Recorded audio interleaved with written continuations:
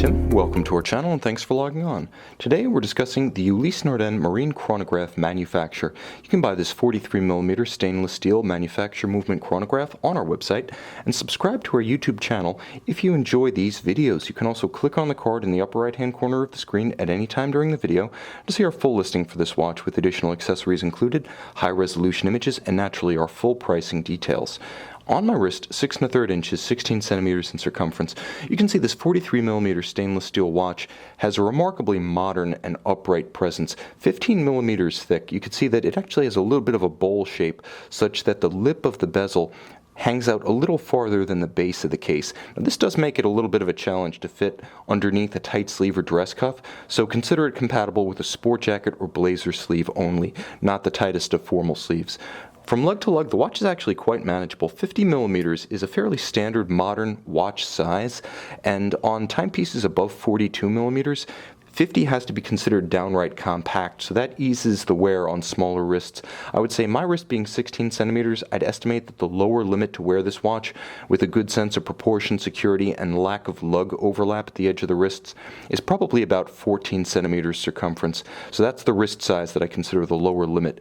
Now, the watch does have nice heft to it. It's an impressively substantial piece, and again, the stainless steel of the case, rendered this deep, gives it a nice weighty mass, a premium watch feel on the wrist, befitting a high-end timepiece.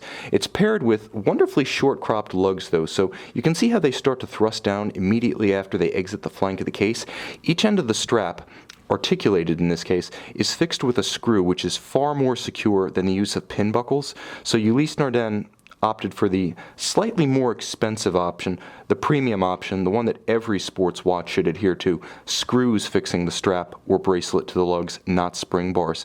Now, you will note that because of the articulated link in titanium, the bracelet has an ability to pivot that allows it to effectively jump straight down and bend around the tight curve of a smaller wrist like mine. This is the second generation of Ulysse Nardin's articulated strap, and what they discovered was, due to the presence of the wrist bone on the 12 o'clock side, the articulated link on that side tended to get in the way and create suboptimal ergonomics. To fit around a tighter wrist, they only needed to double hinge one side of the strap. So again, Ulysse Nardin advancing on all fronts, a little bit of heritage emblematic of the 18th century, or rather 1800s and early 1900s marine chronometers, but again, advancing the state-of-the-art in ergonomics with strap, case, and lugs. Now the strap is very pliant underneath. Soft, natural vulcanized rubber. It really does curve under the tight confines of a smaller wrist, the soft underbelly of your wrist, so to speak, with incredible comfort. And although these scored elements are there to assist in sizing the strap, those that remain are excellent for releasing sweat, grit, moisture, and heat that become trapped underneath the wrist on a hot day. The buckle is a beautiful piece, entirely in titanium. This is a stainless steel watch, but the buckle is executed in titanium for lightweight strength, and it has a different aesthetic to it. With a satin finish, it's a dark gray metal that contrasts nicely with the stainless steel. With a double deployant action, it doesn't have that one big up and over folds that can sometimes pinch a smaller wrist on a single fold deployant. So ergonomically excellent, aesthetically superb. It's also very secure when closed. Thanks to the twin trigger actuation, you do have to press them both to open it. This one is very secure and will not pop open accidentally. You get a quick glance at that UN caliber 150 manufacture chronograph movement, but only after we introduce ourselves to the dial. Now the dial is framed by a knurled bezel. Moving inboard, there's a dramatically sloped chapter ring, or rehot, about the outer skirts of the dial, flanking applied cobalt blue Arabic numerals, again in vintage fashion. The watch does feature luminescence, and you can see the subtle index in luminova outboard of each one of the hours, as well as small pearls on the pear-style hands. So a true sports watch, you can see it in low or no light, but it does pay homage to Ulysse Nardin's 19th century and early 20th century marine chronometers in its general layout. It also has a gorgeous lacquer base. It's glossy, it's rich, it almost appears wet. It's a kissing cousin to enamel, and it has the same kind of effect. You'll also note that the sub-registers for constant seconds, chronograph hours, and minutes are sunken into the dial to give it another plane of focus. And there's a discrete date window at 4:30. It's there when you want it, largely invisible when you don't because of the monotone date disc. It's a handsome watch face. that fronts Ulysse Nardin's first in-house chronograph caliber.